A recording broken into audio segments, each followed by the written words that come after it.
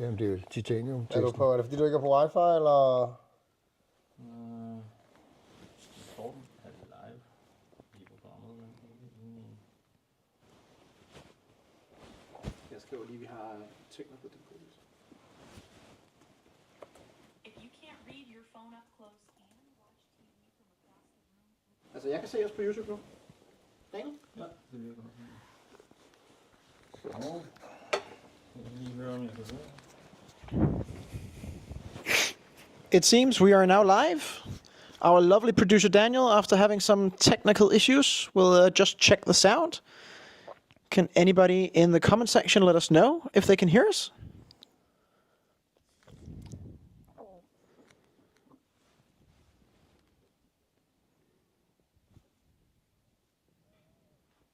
It's very quiet.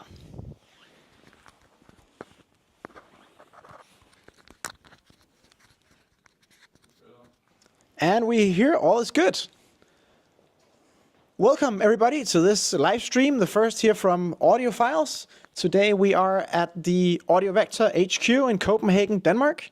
We're here with Mads and Ole, and we will have today a bit of a discussion about Audiovector history, Audiovector technology, and then just a little bit of history about being a family company. Introduce yourselves. Absolutely. Hello, everybody. My name is Mads Klifoth. I am the son of our founder, Ole Klifoth, but I'm also the CEO and the owner of the company today in 2025, soon to be 2026. Okay, yeah.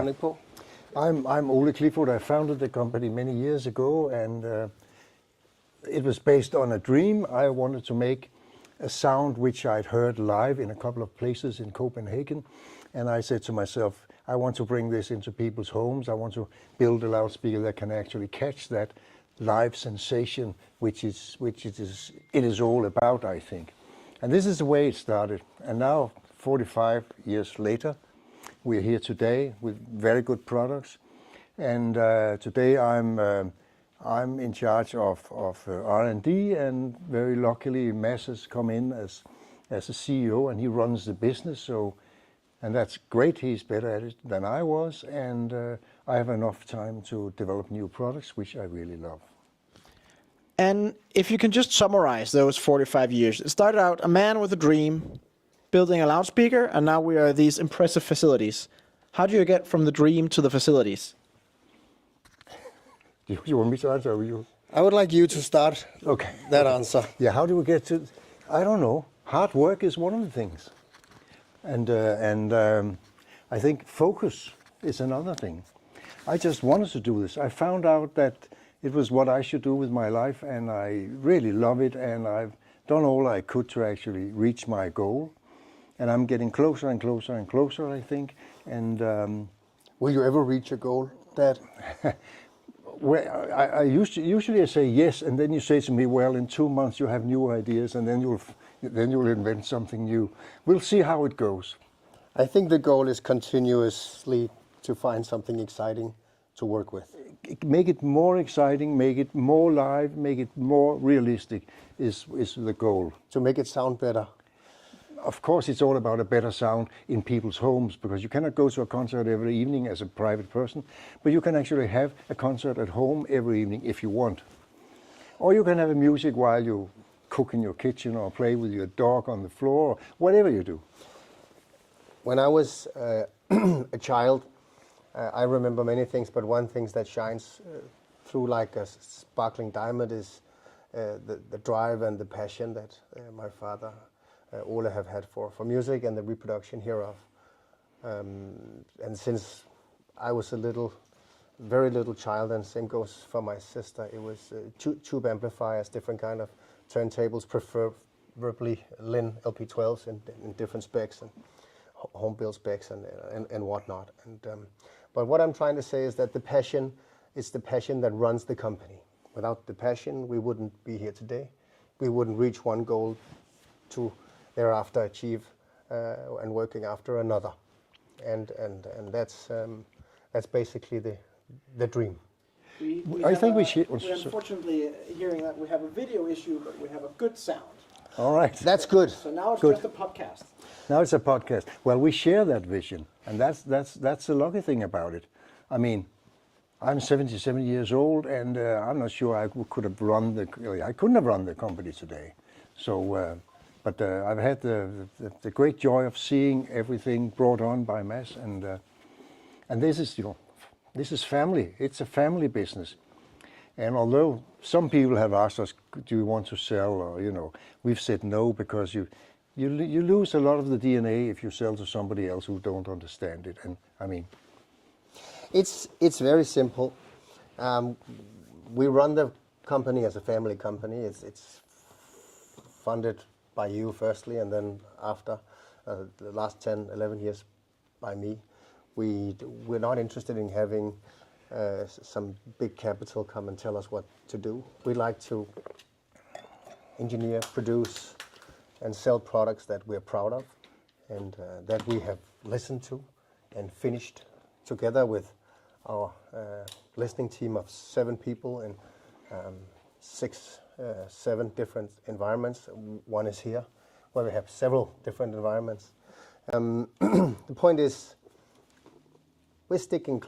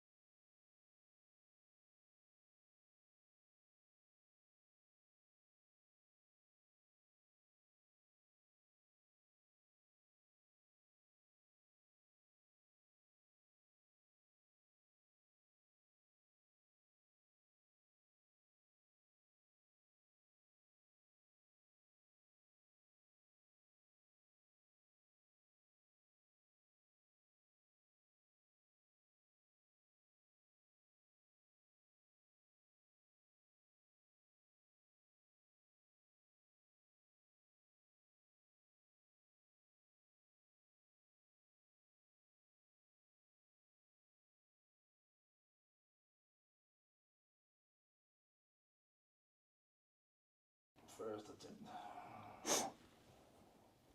Working terrible. Pas på rødvinen, når du bliver frustreret. Jeg tror, det er godt, men... So we'll just ask our lovely community if the sound is back. If the sound should be there, if we're very lucky. There's an approximate 20-second delay. So that's just, oh, it's back. Very nice. So Do we have video as well? Yes, we have everything. It's just the backup system. That's great. That's why we also always bring 2. But you spoke about goals. So are you chasing, what is sort of, I know of course you say you're always chasing sort of the next step in sound, right? But are there any particular goals you're chasing right now? Any projects? Well, other than world domination within this niche, we're working on a few projects, and I think the most important one, I will let you explain a little bit about, start explaining a little bit about. Sure. Okay, good. Okay. Yeah. All right. Okay. And we have, for a long time, more than 3 years, been developing our in-house developed cable line, which is greatly inspired by our minimalistic cable lineup of only loudspeaker cables, which is available at the moment. And a few things is very important for reproducing sound as we like it, and those are all concepts used in the loudspeakers now. We have a few new ones as well. I'll let you explain, Ole, about what happens here. Yeah. This is one of the last prototypes. We're not quite sure about the finish, but the surface finish of this. But this cable is actually made by us. The cable is made to our specification. It's made from 7/9 copper. It's cryo treated. Oxygen free. and it's oxygen-free, of course, and the insulation is hospital-grade silicone, and we use silk between the leads inside the cable, and we use a jacket of silicone on top of this, and the silicone gives us a resistance to vibration, so we don't have any vibrational problems. Outside the cables, we have invented a screen, so we screen the cable a little bit. I think there are a lot of misconceptions about screening cables, because either you do it 100% and then you lose some immediacy, or you don't, and then you get then you invite some signals flying around in the room to actually pollute the signal. We found what I think is a perfect Faraday shield for this, and this gives us a very open sound, a very clean sound, and it gives us also a very low distortion characteristic of this. And these cables have built-in distortion killers as well, so you get a clean, open sound. Now, to make a cable is one thing, and everything is made to our spec. We've also designed the plugs and have them made to our specs. It's like with the loudspeakers. There are nothing off the shelf in our products, because we don't want to let our products be ruled by whatever is available from a shelf. We want to do it in the right way. This is why we design and engineer everything ourselves. And I think that's truly impressive, because when you think about it, it seems these days everybody's making their own. They make their own take on speaker cables or signal cables. But it seems everybody agrees that they use some standard. They use Furtec or WBT or whatever. But you actually took the time to design your own plug. But also here, it's not just one you did, because you're coming out with a whole line, right? We do a whole loom, yeah. And we listen to everything, the meaning of everything, the meaning of the shell of a plug, the meaning of the way it's connected inside the plug that we made. What's the plug made from? This one is actually, the plug itself is made from copper, and it's coated with a special material, with rhodium, and then we have the shell made of copper, and copper is very good here. It's a soft material and it's a bit fragile, but on the other hand, you have much less hysteresis and problems from a copper shell than you have from an aluminium shell. We listen to that too. We listen to how to connect there are two screens here. We listen to how to connect them correctly to get the sound that we wanted. We've listened to every possible shell imaginable. He says it's taken too long time, but the product is really good now. It's okay. I think time is of the essence to spend enough time. It's important to spend enough time on these development projects so that our concepts become established, so they get rooted, so that we can develop on them further. Sure. Later as we come. As being the successor, it's important for me to have one day, unfortunately, a toolbox which I can use and which I can mix and match, and which I can speak to some of our loyalists and friends of the house and younger engineers, which you're training very well, by the way, and teach them the DNA of going forward. But just going back to your question, Ditlev, this is the first series, and will be a higher in series matching all R1, R3, R6 RT spec. If we're talking price range, we can't get into 100% how that is at the moment, but we'll come back to that. There'll be phono cables, loudspeaker cables, interconnects of every kind, power cables, and the power cable is actually the one that I'm most proud of at the moment. You are too. I saw your face the other day. That was pretty amazing. It was great fun to make it. It kind of made the most critical system we have relax and perform with all the good things a critical system does, but with ease. Can you just take us through such a development project? So it could be cables, or it could be speakers, anything. Where does it start? Well, yeah, I don't know where it starts actually. It starts with a wish to make something better than what is on the market, of course. Started with a wire from a lamp. No, it didn't. but the fact is, Mads was saying that he needs a toolbox for the future. We already have a toolbox for the cables, no, for the loudspeakers, and now we have a toolbox for the cables with special technologies which will lead us to all the way through the process, so we can get the same very open, very precise, very fast sound that we have with the loudspeakers. We have that with the cables too. And nothing less would do, because I mean, we're so proud of our loudspeakers, and we wouldn't do anything to actually slow down their speed or to make them worse, of course not. But talking about a power cable, I mean, we have a lot of wires from the wall outlet and to the origins of to the power plant, right? And still 1.5 meters from the wall and into an amplifier means something, means much more than you should think. And we've been working with these cables, and we've been connecting in different ways and listening, and you know, what happens if we do this, what happens if we do that, what happens if we use a copper shell, and what happens if we use an aluminium shell, and so on. Everything means something. Everything on a good system, a good pair of loudspeakers. This could be a pair of Audiovectors, by the way, and a good amplifier.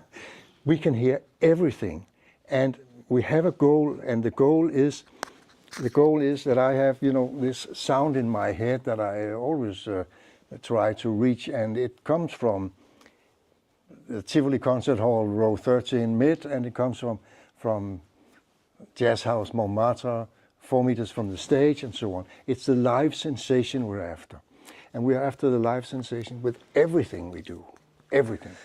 The feeling is similar to when you open the right bottle of wine for you, or you drive the right car for you, or you kiss the right woman or guy. You don't know anything about that. Maybe not yet, but I'm just saying that that's a sensational feeling, you know. Yeah. And we're very proud of.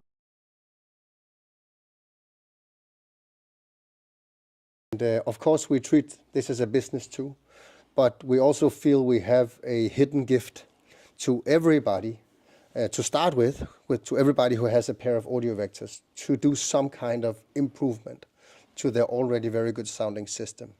And if anybody else would like it, we'll be very happy to supply that too. So we really hope that people will open their arms and try what we have done our utmost to create for you guys. So it's all in favor of music. It's all in favor of feeling the music, and it's all in favor of making a very, very high quality product, which is long lasting. And you asked about the process. I mean, there's a lot of measuring, and there's a lot of this and that. But to tell you the truth, it's very, very difficult to decode the measurements we do. And this is why we have ears, so we can hear differences that you cannot measure. You can have something measuring exactly the same, and then you can hear that one has a charming way of presenting and using, the other one is, you know, reluctant and reserved and so on, with the same set of measurements. This is why we use our ears.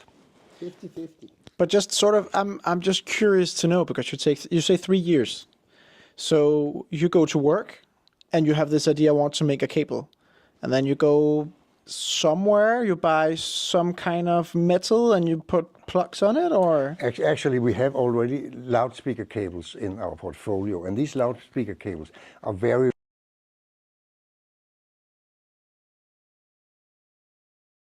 and they do really fine, and we thought, let's see if we can do it better. And we have, as references, many cables from other people where we can compare. But yes, I go to work, and where do you start? It's like eating an elephant. You need to take the first slice and get going with it, right? Because it's a huge mess when you just, you know, try to get an overview of it. But once you start working with it, you are working your way through it, and you're getting results, and you see what happens, and you get enthusiastic when you get a good result, and so on and so on and so on. This is how development works. We had a little bit of tools in our toolbox already, which was a cryogenic treatment, which was a special 7/9 copper we have imported for a long time for our internal wiring and for our loudspeaker cables as they were before this one come out. We knew a little bit about shielding because we've been working with that as well. But we didn't have 45 years to do something, to make something perfect. So we've been very, very busy learning by doing. It's a new field. You can make loudspeakers and amplifiers for 100 years, but still a new field to understand what's going on and to get the right sound. So the long process of this project consists of listening, trying something different, changing a cable, changing a plug, changing the everything that goes inside a plug, outside a plug, shielding, everything. And the final result is open, and it's fun, and it's foot tapping, and it's what we've been looking for a long time. I think that's as much as we can say for now, but stay tuned for early next year. Something exciting is coming your way.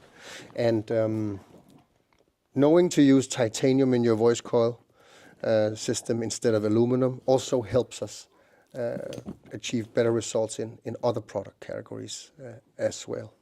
But I'll let Ole talk much more about that, because I don't know about which questions we have, but there's a whole list of concepts which it might be interesting to talk about.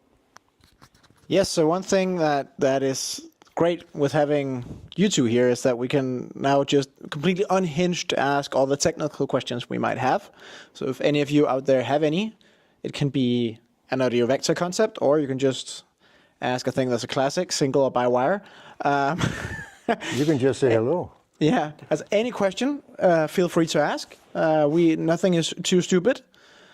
That's a good thing about the internet. You are more or less anonymous out there, so feel free to drop a question if you have one. But if there isn't one quite yet, but I see that you have the lovely R10s in the back here. And I know there's a special, I thought we'd just like move into the speakers. And you have a lot of special concepts. I don't know, is there anything actually I'll start by asking you, is there one concept where you said, this seems stupid, but I'll try it out? And then you were amazed by performance. They were all made by that way. all the 20 concepts were made by experiments. But you still need to know where you want to go. So when you have that sound in your head or in your ears, what you want, a fast, distortion-free, neutral, engaging sound, this is what we want. And this is why we have, say, open back tweeters. For example, this one is a bit special. It is the original Oscar Heil AMT. And this is open to the rear. Just show it off to our lovely audience. This is open to the rear, as I think every tweeter should be. So this is just a sample of the original, a big one going down to 800 hertz and up to 20K. So in 1999, I set out to find out how can we do something like this, but for our purpose. And this is the first prototype from 1999. It wasn't totally successful because we really had problems getting the same sensitivity on each sample and so on. But we've been using AMTs for many years now, and the AMTs are open to the rear, and we have something called SEC, Soundstage Enhancement Concept, which works on our R series, where the sound of the rear sound of the tweeter goes through the cabinet and adds to the sound in the room. So rather than fighting with the rear radiation like many people do or absorb it, then we use it. And it opens up the sound. You get a broader sound stage, a taller sound stage. It's easier to listen to. It sounds more natural. And this is why we do it. This is just one thing. And this was, you could say it's made by accident, or me thinking, well, we don't want low compression, we want no compression. And when I tried it out, I found out there were other advantages by doing that. And this is how this came about. So every R series has this principle, for example. Now, since we have an expert in the room, well, we have two, and nobody else is asking the obvious stupid questions, I will dare to. So one of the things I hear many people say or ask or identify is that they look at, for instance, an Audiovector, and they say, ribbon tweeters, very nice. But these are not ribbon tweeters. They are AMTs. Could you just, it doesn't even have to be briefly, could you just explain us the differences? Yeah. Because it looks like a ribbon tweeter. And so in people's minds, there may be dome tweeters and ribbon tweeters. This is an AMT, and an AMT has a membrane which moves in a different way than a ribbon tweeter. It moves like an accordion, like the bellows of an accordion. So it doesn't accelerate mass and it doesn't decelerate mass, which makes it fast. It goes up to 53,000 hertz, no problem. And it has low distortion, it has no impedance problems or anything.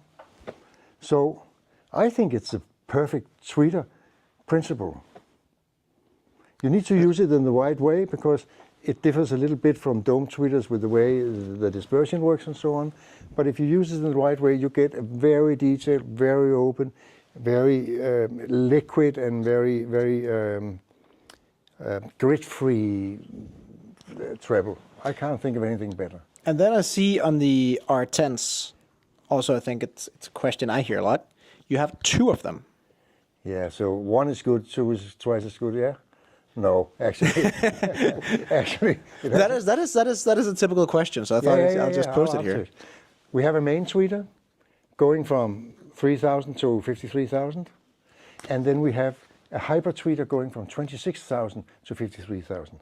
And people could say, why the hell should we use an extra tweeter when it goes all that way up? And I can't give you the full explanation. I can say that when we add the extra tweeter, we get more detail, we get a more precise drawing of things going on in the sound stage. It works the way, it just enhances everything that we're already doing. This is why we do it. I could be very brief and say because it sounds better. The way it sounds better is that it adds to all the good things that are already there.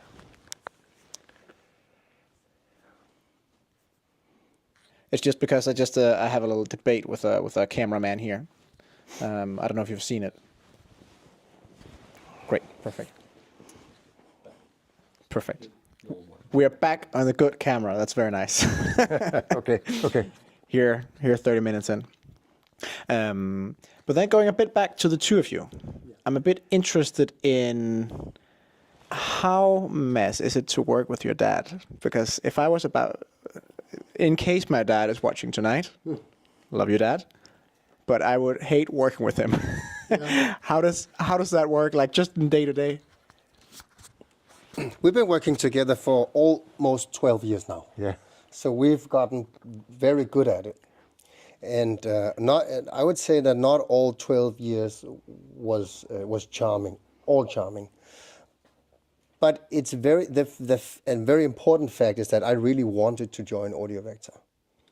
I only went to business school and went into real estate to be good at something which was meaningful to me for then hopefully to go into the family company. And I got very, very good at doing business in real estate, so I forgot a little bit about it. But once when I asked my dad if I could take a small loan to open 2 new offices in my small company, he said, why don't you take that money and start taking over my company? I'll loan you the first, portion. And I remember how proud I was. There was nothing more I wanted to do. So I think I know we were very motivated to make this a success. I never saw this company going to anyone else. And I had great belief in this company since I was small because I never learned anything else.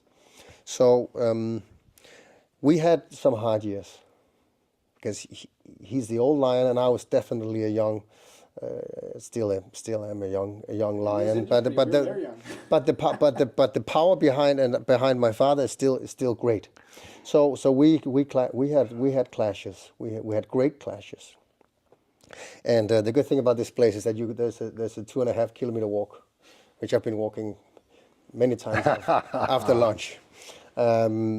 But the other good thing is that we live about the same amount of kilometers away from each other, so it's easy to go knock on the door, get a cup of coffee, get a glass of wine, go for a walk if there was an issue, which there was. And I had to learn a whole new business. And partners who've been doing business with this company for 25, 30 years or more, I had to kind of tap into and understand the ways they were doing it.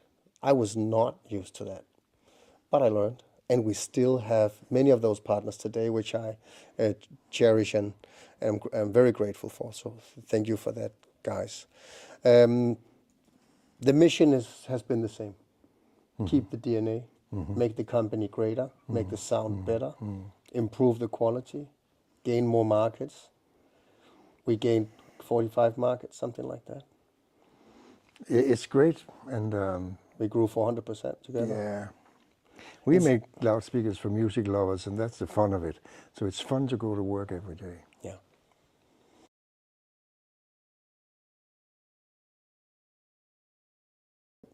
And Ole forms the creative strategy. And I'm going a little bit off script because you weren't prepared for this question. But there is a age difference because, of course, you're the father, you're the son. But we're also in a business where I would say the typical company owner is up in the years. So, Mads, could you just maybe say a few words about how was it for you to enter this industry in such a young age? And because given you're still one of the young guns, even though you've been here for a long time now. Yeah. I was well taken in, absolutely. I was. I've never been afraid of this age gap. 20 years ago there was an age gap. Now there's an age gap. I think the beauty of this business is that if you really like music, if you like quality, if you like hardware, if you like screws polished a certain way, if you like something sounding great from a tube or from a solid state or from a record or from a CD, you're in, and you get to join. I did have a few people in the business who thought that this was, as a very young man, but I knew what a turntable was. I knew which one I wanted to play. I've been playing with hi-fi since I was 10 years old, and I had a last name that made it easier for me. But I would say to any young guy who wants to enter this business, there's room for you, and I'll be very happy to take a short meeting to guide you a little bit to enter this business, because it's fun, and it's friendly, and it's something that I had never seen myself working in such a beautiful business as this. Coming from real estate can be a bit pushy. So, but have some patience. You got to earn your stars. And but you've earned a lot of respect, and they respect you now. Maybe in the beginning somebody would try to, cheat you a little bit or run around corners with you, but this doesn't happen anymore. No, but I kept the DNA. Yeah. And like you never did, I never stepped on anyone's toes. Not intentionally. No. Of course. So and it's also a business where people are enthusiasts, and that helps a lot. If you look at the company structure of Audiovector, we have 80%, which is under 45, employed, and the rest is gray gold, which we cannot and will not be without. But the company is driven by a young generation who loves the business and who loves the products and who loves music. And where it's more important to go to a live concert and experience it at home after than it is to talk about which kind of terminal you did what with what. But if you experience the real sound, and if you get that feeling that you get from the concert, then it's easy to be somewhere and be loved. Does it make sense? Makes perfect sense. Yeah. So, but I will continue to do this for many years. And Conrad too. Conrad is 6 years old. Your son? My son. I have two boys. Conrad and Viggo is 6 and 3. And the small one doesn't really know yet. He just wants what his big brother wants. But the big one is greatly influenced by Ole. And I think he listens mostly to Captain Beefheart and Led Zeppelin. But that's because that's what his grandfather's listening to. And he has told me that Audiovector he's going to take over one day. So let's see if that happens. But He's only 6, so a lot can happen. if the stars align, he's Yeah. very welcome to do that, and we get to do it like this for many years. And we're happy with the size we are. We have 3,000 square meters here, and that's enough to make us have a good business life from day to day. And we get to develop everything in house. We get to make prototypes. We get to manufacture parts. We get to play with these things, and I say play in the greatest respect. But we get to play with different ways of coating and different ways of using the mylar membrane, and which acid do you use, and which magnets do you use, and which wiring do you use, and is it cryogenically treated, and how do you decouple? All these things we get to work with in-house every day, and that's what makes life fun. With one goal, to make it sound better. Always. You know, on Conrad's 18th birthday, I will send him the link to this, and then we'll see how long it takes him until he accepts the challenge. Maybe you should prime him every second year from now. But we have the first few questions, so let's take those before we go back and forth between the technical and the personal. So Thank you for that. it's a question on passive versus active speakers. Yes. Where did it go? Anyway, it was there before. There it is. What are your opinion on active speakers versus passive speakers? Take R1 for instance. Would an active version sound better, or is the passive always better when you can use a good external amp? That's a good question. Yeah. I mean, active speakers have always been good because you avoid the critical passive turnover. And active speakers in our working range have never really been popular. Today, active speakers is something you buy in a supermarket, small active speaker and so on. A good active speaker like the R1, for example, or the SR1, you must say, because then we had an active speaker, was a very good speaker. But when we came to the next level, better membranes, better everything, we couldn't beat the SR1 in active, and because we got better components for the crossovers. We have our own capacitors, by the way. Just speaking about, we don't buy anything off the shelf. And I think you need, I'm sorry to interrupt that, you need to explain what an SR1 discrete active speaker was. Okay. Because we're not sure that everybody knows No. exactly. We used to have an active range, which we discontinued to stay true to the old tradition of Audiovector. But Yeah. But please explain what you did with the discrete, which was very clever, by the way. The discrete was, if we take a two-way, then we had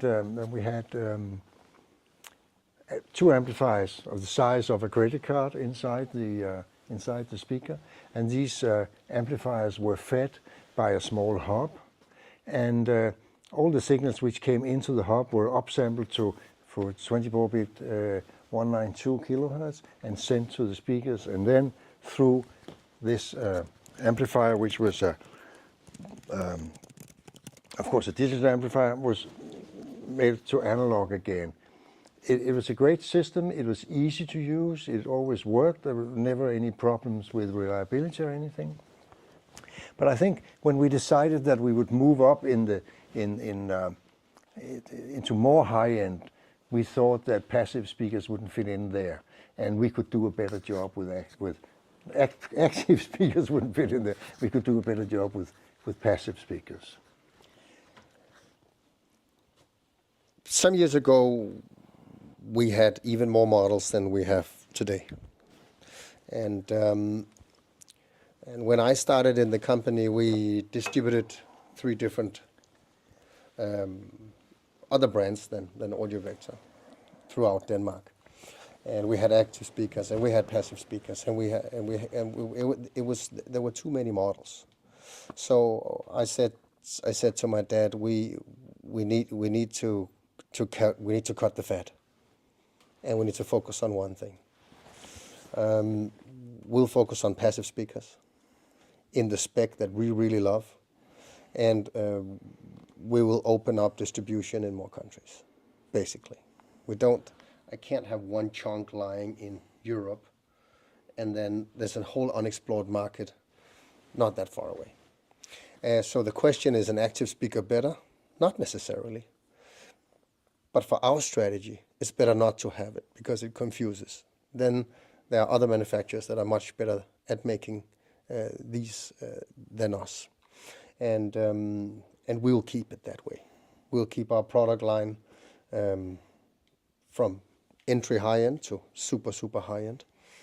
And we'll keep it easy to understand and of super high quality. And if you want an active speaker, there are so many wonderful choices out there. With that said, if you do the right pairing, and for example, for a smaller two-way, it could be a small name amp, or it could be a small integrator of any kind. Wim Pro is nice if you're in the entry-level league. A good copper cable and a pair of QR1s works very well. And Watson just came out with a very small system of pre-power. Hook that up to the R1 Arete, and you will have a killer system. I prefer that. I think you So do I, yeah. Because you have the choice of actually improving. You have the choice of working with cables and better electronics and everything, which you don't have with an active system. With an active system, get you're to play stuck. with everything. You're stuck, actually. I'm not saying it's a good, principally it's good, but you're stuck. And this is why in high-end, not many of them are sold. Stop touching the cameraman. That was a long way around it. So no, there's nothing that's better than the other. It's a strategic choice. And we keep having the questions pour in. Good. Ole, what loudspeakers do you have at home? That's always a dangerous question. No, it's not dangerous because I always have two pairs which are always there for references. I have a pair of R3 Aretas and a pair of R6 Aretas. And then it changes with 8s or 10s when we develop on them, trapeze when we develop on them, and so on. So, but I keep a couple of pairs as references, and then I use, whatever project it's on its way. I have to have them home because we have 6 or 7 locations where we listen, and one of them is our home, in my home, because I need to find out how it's to live with these speakers. So, but I can recommend, depending on the size, depending on the size of the room. You can have, almost everything. They share the same DNA. They all sound good. They all have great reviews from all the magazines in the world. So you can't do anything wrong. I think one detail that we talked about earlier tonight was that in this location there's actually 3 listening rooms, and you say they're all equally terrible in the way that they're optimized, but they're not super optimized. So they actually seem a little bit like a home in different sizes. They're not terrible. No, they're not terrible, but I think that's my exaggeration. But I thought it was nice. For instance, there's glass walls on some of them, and yeah, but you can actually live with glass walls if you do the rest of the treatment correctly. Our goal is to have the same acoustics in our listening rooms as the typical living room, because otherwise we don't know what we're doing. No, yeah, exactly. That was my point. That's what I'm very happy to see. You cannot talk about loudspeakers without talking about the acoustics which they are being used in. You cannot separate these two things, not at all. So, this is the first thing always to find out what do we want to do. We can do something for an anechoic room. We can do something for room, but we need to have something that equals what people have at home, because otherwise we cannot be sure of the result when people bring their speakers home or have them installed in their homes. And this is, you don't know how important this is. Once in a while, when we set up an 845 or a 211 tube with a pair of 3s or a pair of 6s Arete, you tell me you feel at home. That's true. And it's been like that since I was small. Yeah, I like the good tube amps.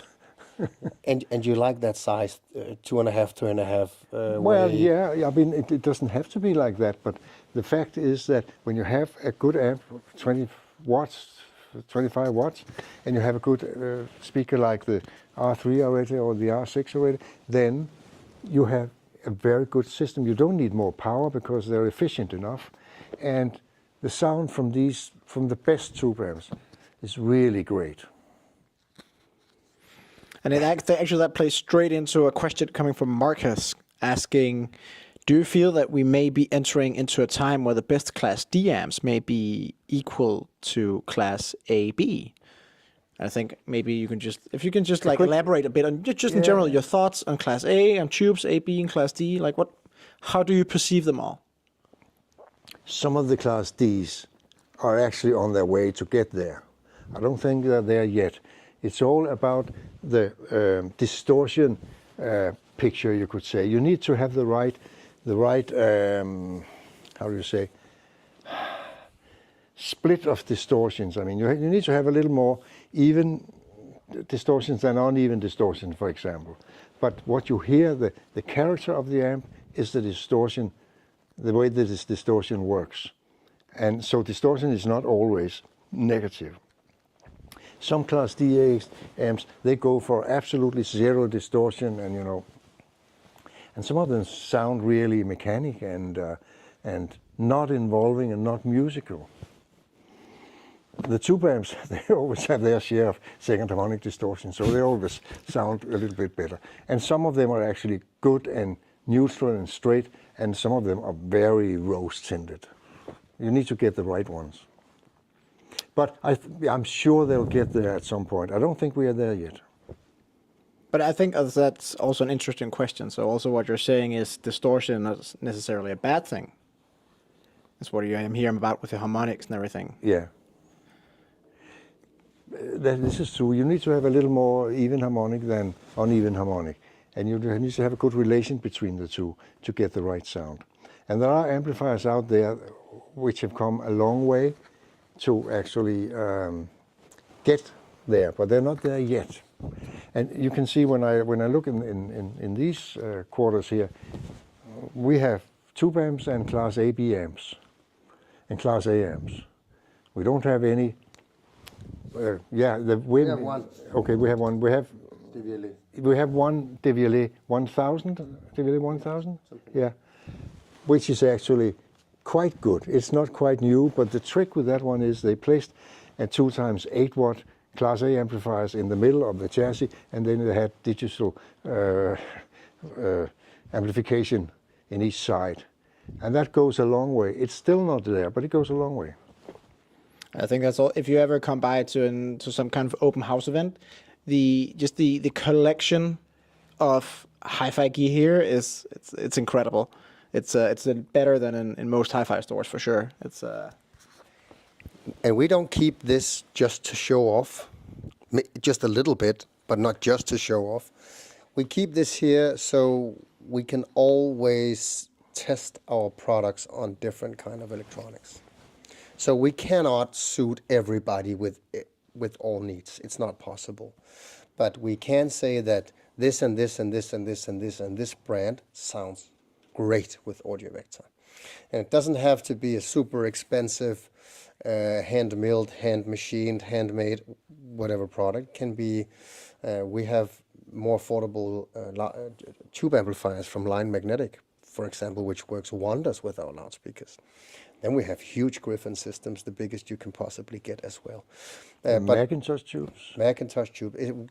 We can't go through everything, but the point is that we can go and listen to these systems on all our different models, and we can 100% with certification say this sounds great. And we have so many questions. What should I match this with? We used to be the name distributor for what, almost 20 years? 19 years. It's obvious name sounds super great on Audiovector. Always will. I grew up with that. That's a house sound for me. Lin, house sound for me. Macintosh, house sound. So it's rare that I hear something I don't like. But thank you for the compliment. In general, lovely rooms. You can tell that somebody here had to do with, should we say, estates and the houses in general. It's very impressive quarters. Another question, maybe that's a quick one actually. There's a question about Audiovector dedicated Atmos speakers. So I think this person is specifically asking for the top channels. I think the ones that are angled. I don't know if he's asking about something that's in ceiling or something that lies on the speaker firing them up. Is that something you thought of? Actually, in general, is that something you thought of, or ever something topside? We're working on it. You're working on it. Oh, that's interesting. Well, then, do you want to expand on that, or just leave it? We have to leave it for now, but we're working on a bracket. Yeah. A bracket. Okay, so that would be for the QR wall. Okay, well, because that would be my next question. Why not just take that one? But then that works out. We have speakers which can actually switch between directional and diffuse mode, and that is one of the answers to the question that we have something that everybody can use for Atmos. Perfect. So I think that's Nick Vander. There you go. Just wait for the bracket, and then you'll have them. Nick, have patience, please. But I think that ties into there's somebody here also asking if there's anything in the pipeline for the R3.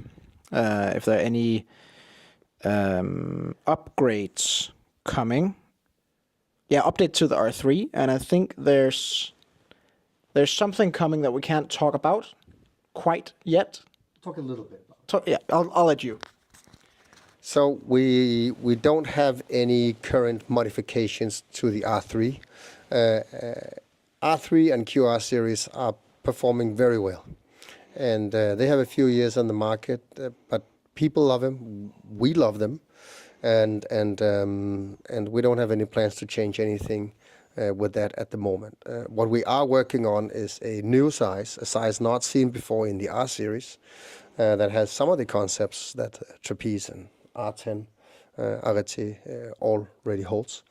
And if you look strategically into the line, I think you can imagine it. And but I'll be looking out for pre-Munich marketing for something in a new size. Everything else stays and is. And we feel very well represented in a repertoire of a full-line loudspeaker manufacturer at the moment. I've always been, or not always, for the past couple of years at least, I've been very impressed with your Munich news. First there was the Trapeze, and then you do the R10. So thinking of that sort of, should we say, news heritage, it will be exciting to see what you're bringing. I'm sure it'll be great. See you in Vienna. Oh yeah, Vienna, that's true. Yeah, oh God, we're moving. My mistake too. Yeah. I think everybody will call it Munich show. Rumor goes it's moving back again. That's very confusing. We don't. We heard that too. We'll go to Vienna. There's a very specific question here. I don't know if we're into that, but we'll try. What kind of damping factor number suits the R1 and R3 best?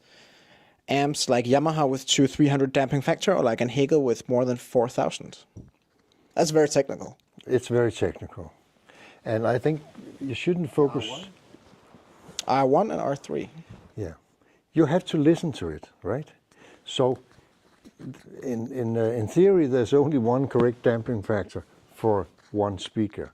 And then you have amplifiers with like 4,000 in damping factor, and you have something with less and so on. And you have tube amps which have damping factor of 10 or 12 or something. Could you, since we have an expert, could we just start with the damping factor? What is it and why does it matter?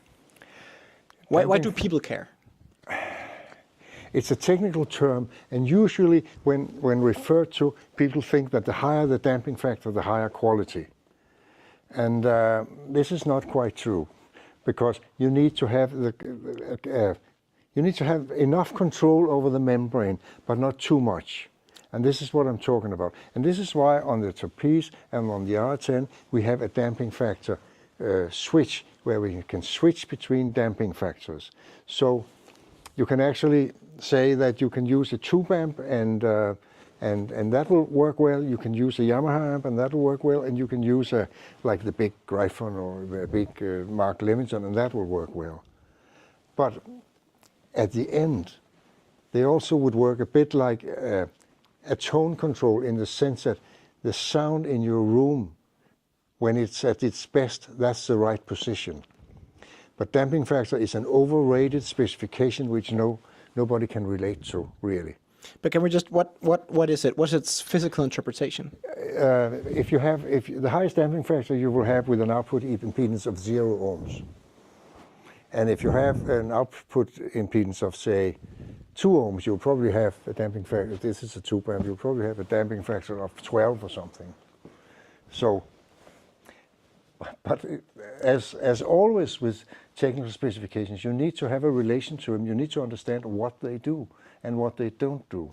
So then, what does it do? If you have a room with very little bass, I would never recommend using an amplifier with a high damping factor for an R1 and an R3. I would use something medium, for example. If you have a room with too much bass, then you might be able to improve the bass a little bit by having higher damping factor. So you improve. So can you just talk a bit about that? The higher damping factor does what to the sound? It controls the bass more. Okay. And it will over-control the bass in some environments, and it will be perfect in other environments. I don't think that you can buy an amplifier from the specs, just from looking at that spec. I would never do that. So the real answer is that it depends on your room, and it depends on the speaker, it depends on the amplifier. So you test it out on your ears. Yeah. This is why we made it on the 10 and on the Surpice, because we could see that it does matter what you use. If you use a tube amp on a Surpice, then you would have the lowest. Then you would go for the highest damping factor in that combination. And if you use a high power amp, you would go for another setting. And I think actually that's a question I've seen on your Facebook group. That switch on the back. Yeah. So it changes the damping factor. Yeah. So that with my same amplifier, what happens if I switch that? Can I set it wrong? And what happens when I change it? You can't set it wrong. Okay. No. You can set it to your liking. Yeah. But what difference would I perceive? You would experience going from, I exaggerate a little bit, going from a very controlled bass to a very natural bass to a bass which is a little too loose, depending on what combination you're working in. But this is what it does. So, but there's only one correct damping factor to one speaker, and that's it. And it gives you the chance of adapting to more amplifiers and so on. To go back to the question regarding the R1 and the R3, I can take a pair of R3s and set it up with a 845 tube amp 2 times 22 watts. Then after, I can set it up with a Yamaha, pretty basic but high-end, nice integrated amplifier. And then after, I can set it up with a Griffin Diablo 333. And all three have different damping factors. All three sounds amazing. So, but it depends on the room. So I would say, like my dad says, you have to try it. All three will sound good.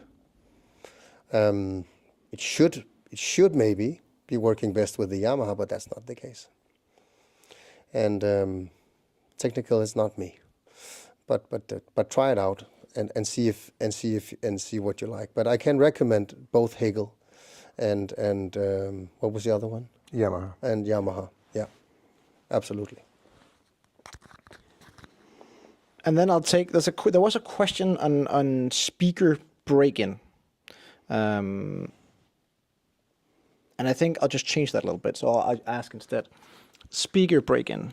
Mm-hmm. What does it do and what does it entail? Can you take us through the process? Yeah, milder. So when a speaker is new, it hasn't moved too much, and when you start using it, it will massage the rolls around, and it will massage the what you call the spider inside the speaker, and they will be a bit looser, and the specs we work with are with run-in drivers, so it will take you between 50 and 100 hours or something to run in a speaker correctly. This doesn't mean it doesn't sound great straight out of the box, because it will do, but it will just improve and improve and improve. And if you are looking at the trapeze or the R10, I would say that you're more likely to play 200 hours before you're there than 100. But play your speakers and be happy with them. And between 100 and 200 hours, you'll be even more happy. But it's true that what my father says, that everything sounds good out the box. It has to. And then there's actually one going a bit back to the damping factor. I'll just see if I can interpret. High sensitivity versus low sensitivity sound signature. That one I need again. Why some speakers require, I'm not sure, I follow myself. Why some speakers require more current? High sensitivity versus low sensitivity? I think it's because there was supposed to be some markings, some commas here. Why do some speakers need more current, I think is the question. You mean need more power? Yeah. Yeah. It's because if they have low efficiency, they need more power. If you take our speakers, even the small ones, the R1s over there, they still have a sensitivity of about 87 dB, which is pretty good for a small two-way speaker. Moving up to the R3 Arete, you're about 90.5, and moving up again to the R6, you're about 91.5. That's pretty efficient, given that the impedance curve is a very, very, very easy load. And then I could go on and ask the question that no one asked yet: why is it an easy load? And the answer is because we design all the drivers ourselves. We can design them to be very flat and their roll-off to be very controlled. And this means we can use crossovers, first-order crossovers, which are the gentlest for the amplifier at all, and get a very good result instead of using a lot of components to actually control strange mountainous frequency response and so on. So in Audiovector you have one crossover component in series with each driver, not more. So, and you get, I mean, we have a 2x4 watt headphone amplifier here in our house, which can drive the 10s to reasonable levels. 2x4 watts with that one, fine.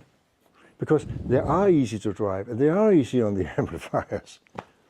What would make a loudspeaker be hard to drive?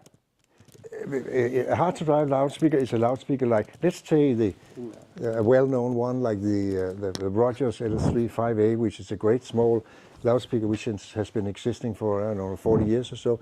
It's 82 dB in efficiency. So it needs a more powerful amplifier. And a more powerful amplifier and a low efficiency means that a lot of heat will be unloaded in the loudspeaker.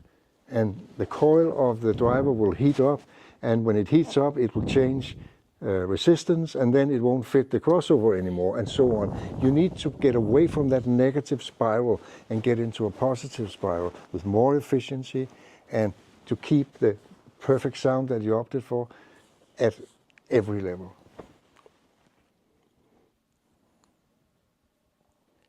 Perfect.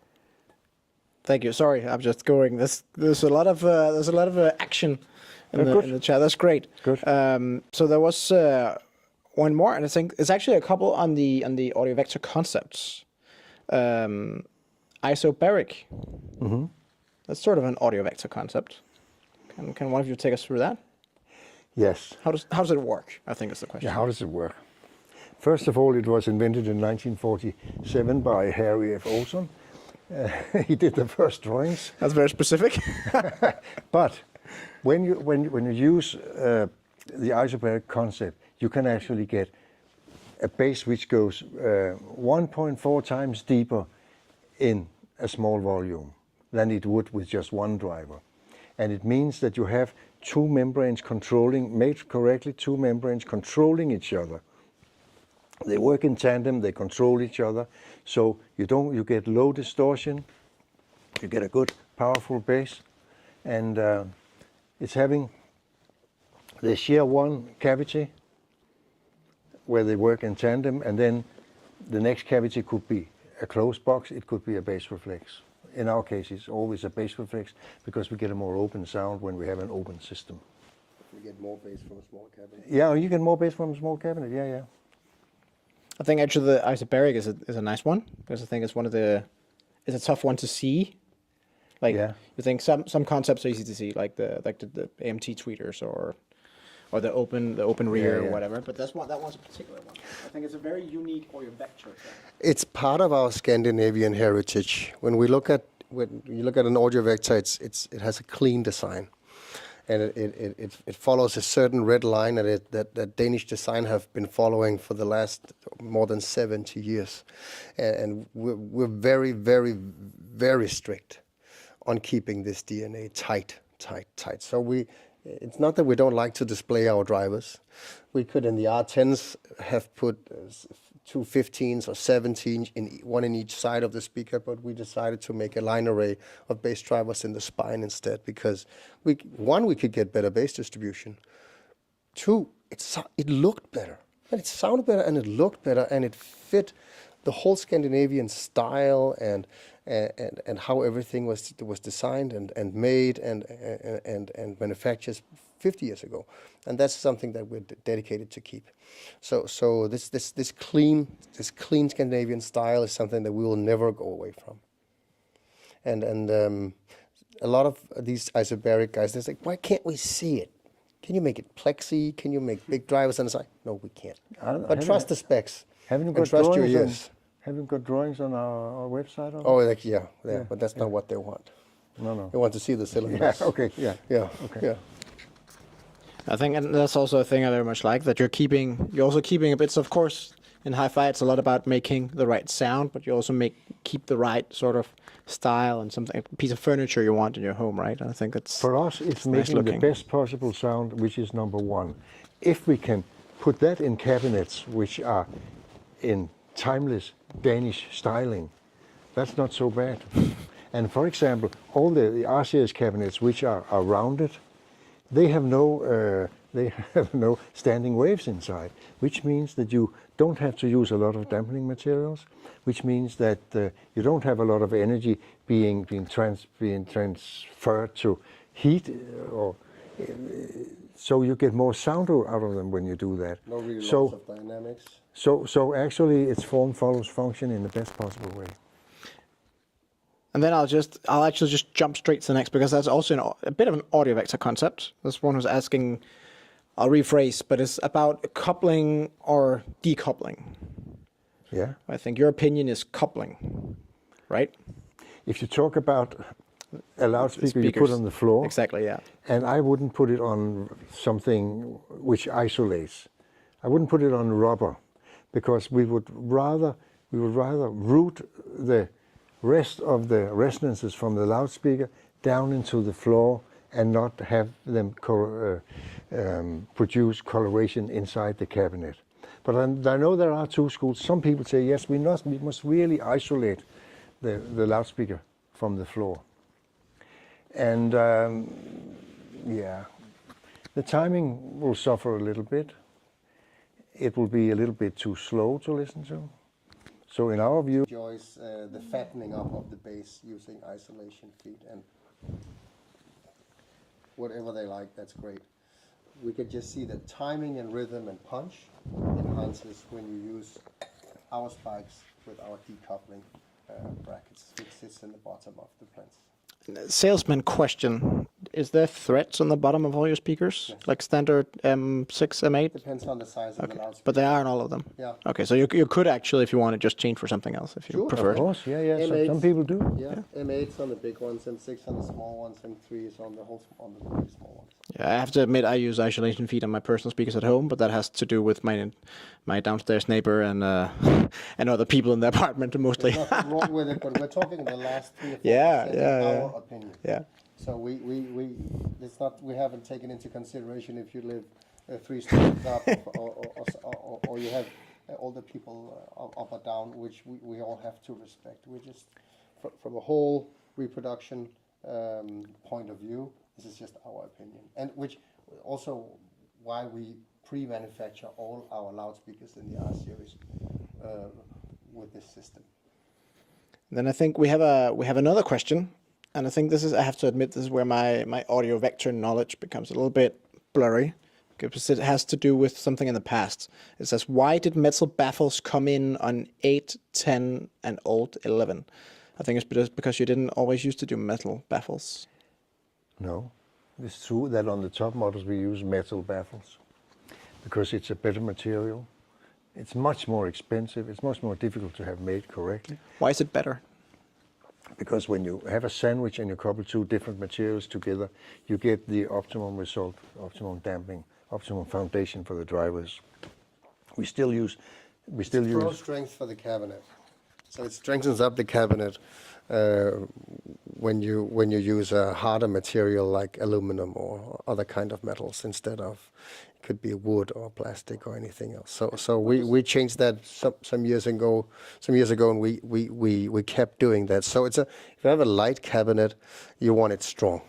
That's also why we have a strengthening process internally when we assemble our loudspeakers. So you can explain more about heavy cabinets versus lighter cabinets. But the whole concept for Audiovector is to have a strong, light cabinet which is decoupled from the floor, and you'll get that dynamic reproduction and that dynamic experience listening to music. You get that live experience. So you're saying, just to recap, that the difference if you're using the metal baffle and if you didn't, you're saying it gets a stiffer cabinet, Yeah. which translates into more dynamic sound, Yeah, more open sound. more open sound. Yeah, absolutely. You want to add something to a heavy cabinet versus light cabinet? Yeah, I could say that, we are not really fond of heavy cabinets. We'd rather have light cabinets with a lot of bracing. That sounds better because we don't want a lot of energy stored in a heavy cabinet and then released too late, because this results in coloration. So you need to find out to do a cabinet where stored energy, because there will be stored energy, is actually released in sync with the musical signal, not delayed. And this is what we work with. And most of the very heavy cabinets in the old days, they did exactly the opposite. The exactly opposite? Yeah, they did. Yeah. What do you mean? They made coloration because it took so long time to release the energy way. again, the stored energy again.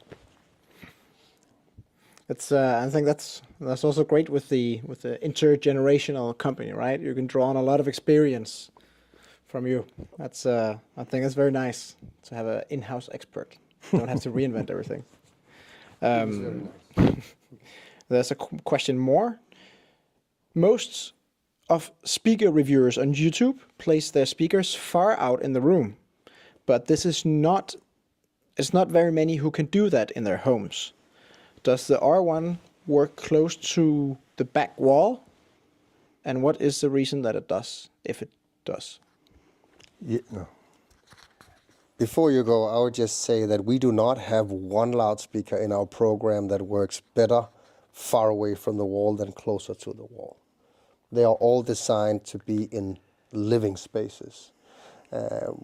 I was recently visited a new R10 customer, and he was 67 or 68 centimeters from the rear baffle to the rear wall with his R10s. A big, beautiful condo system with tubes everywhere, probably hard to control, but sounded magnificent. So my point is, we make loudspeakers that you can have in your home, that you can place in your apartment, or you can have in your smaller listening room, bigger listening room, or even mansion. But most important for us is that it's easier than the normal versions to place and play and enjoy. I'll let you get a little bit more into the physics. Well, the R1, for example, the specific question, it's actually designed to be something like 40 centimeters from the front to the rear wall. There it has the correct bass balance. And this is because we know people wouldn't put it 1.5 meters out on the floor, because they use it in the living room, right?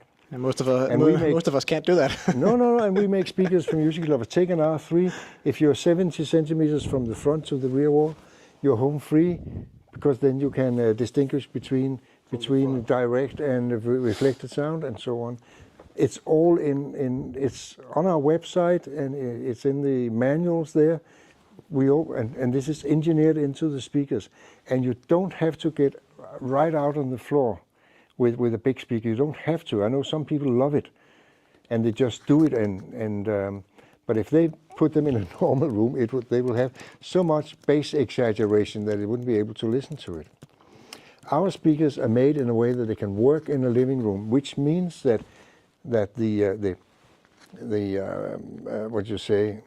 amplification of the bass in a room is actually calculated into the frequency response of the bass, so the result will be a linear bass in room.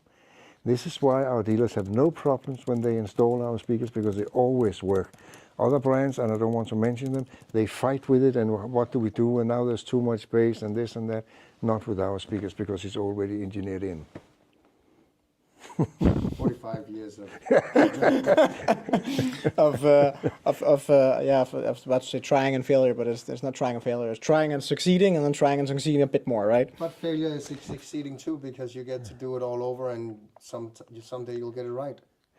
And then we will just yeah. I was just going to say, this is not trial and error, this is trial and success. To brag a little bit. Well, obviously.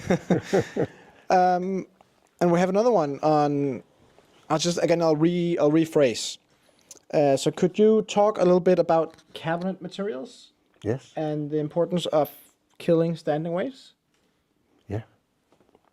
First of all, you don't need standing waves. You want to avoid them all you can. And so this is why we have the round the teardrop-shaped cabinets, so we don't have any standing waves there. The materials we're using is HDF, and it's an HDF which is a very strong and dense one. It's made from oak and from maple wood, the densest woods you can get. And you don't need to have a lot of damping inside a teardrop-shaped cabinet.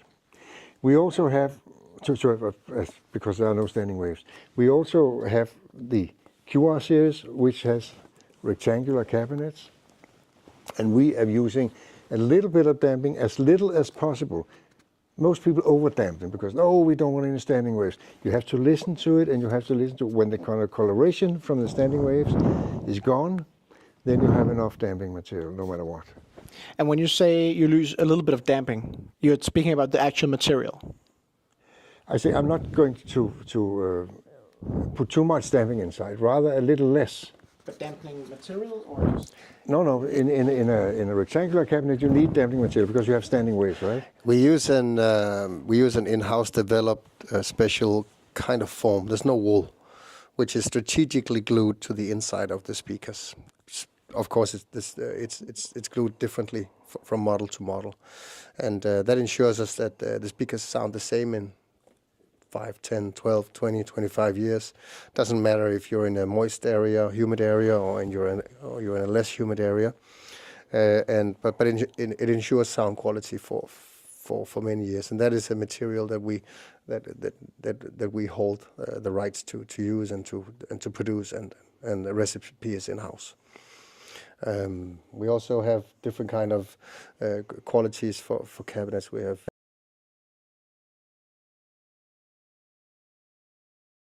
last 25 years, as I remember, we have some of the higher end loudspeakers have pressure shell cabinets, which is designed with like a fallback shape. If you look at the QR series and the R series, in the lower years, we don't use wool. You want to talk about pressure shells a little bit?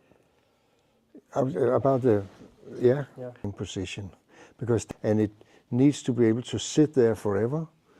People who do use film,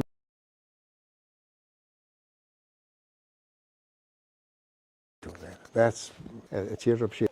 10 layers of 2mm HDF. They put it in and then put pressure. When they have these shells, more than the top, 0.1% or something, it's fascinating to see. It's because you're working with an external partner for that. We work with external partners on cabinets, yes. We don't have a cabinetry here. We have a small cabinet manufacturer that helps us with these special shapes and forms and different ways of working with the material. Yeah, absolutely. It works better for us. We also have a very talented aluminum supplier, and I like that philosophy, because then you get to focus on just making the greatest speakers. Another question from Captain Mike. I am new to soundstage enhancement concept in the R10s. What does it do? We were talking about it before. It's actually the open treble, open back treble. So the soundstage enhancement concept means open back treble, where you, instead of fighting with the rear radiation or absorbing it, you send it through the cabinet, and it becomes part of the room acoustics, and it opens up the whole scene for you. So just take us through the picture. Now we have them here. So what you're saying is you have the tweeters, the top, but there's no backing there's no backside of that. It's open all the way through. Yeah. And what does that translate into for the sound? It translates into no compression, and it translates into getting more signal that way. It's not part of the direct signal, it's part of the reflected signal. But what it does, it opens up the whole sound stage. And if you thought that you should sit right in the middle before with your head in, Advice, yeah. Yeah, then it's not necessary when you have a soundstage enhancement. You can sit several people in front of the speakers.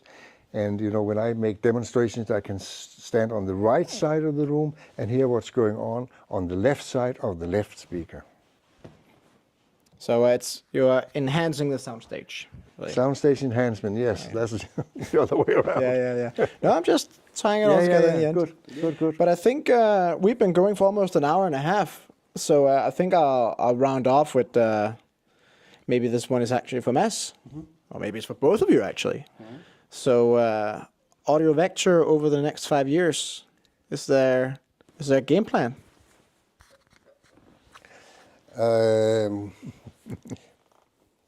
We have a 5-year plan like any other serious company, and it does not vary too much to our previous 5-year plan.